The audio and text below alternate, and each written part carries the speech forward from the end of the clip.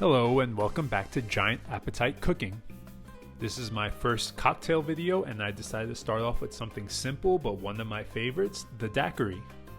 And no, this is not the frozen daiquiri that you would find at your local chain restaurant or hotel bar. This is the traditional daiquiri and I will show you how I make my favorite version of it. As you can see, there are not too many ingredients that go into this cocktail, but I believe using the correct ingredients will elevate this cocktail over other versions. I hope you agree after trying it. Alright, so here we go.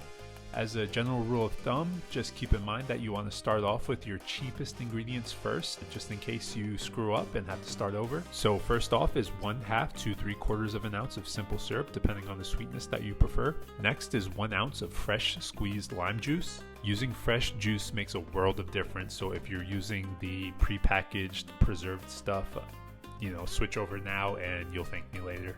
And finally, we will be adding our rum. As you can see, I have 2 rums that I will be using in this cocktail. We will be going with a split base for this cocktail. That just means that more than 1 rum will be used. And I will get to the reason why in a moment, but first off, we will start off with 1 ounce of Don Q white rum. And last but not least is Wray Nephew white rum. This rum is from Jamaica and it has so much flavor, it just improves the daiquiris that I make compared to any other rum.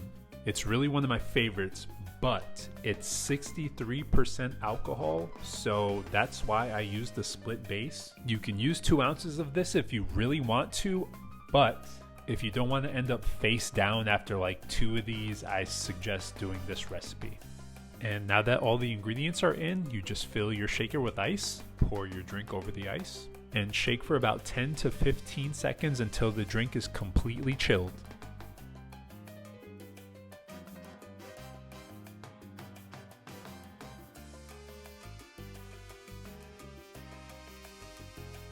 Once the drink is completely shaken and chilled, I take my chilled coupe glass, get rid of the ice, and strain my completed cocktail out of the shaker.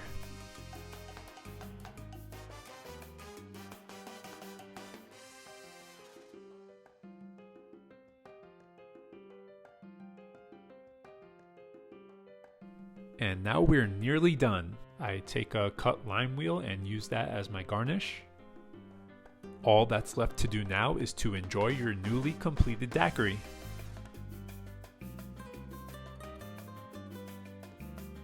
As I said before, this is my favorite way to prepare this daiquiri. The Wray Nephew Rum gives it so much more flavor. I think that you are going to love this cocktail.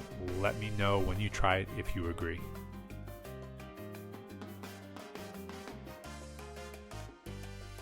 And that's all for the video. I hope you give this a try. I know you will absolutely love it. Thanks for watching, and I will see you in the next one.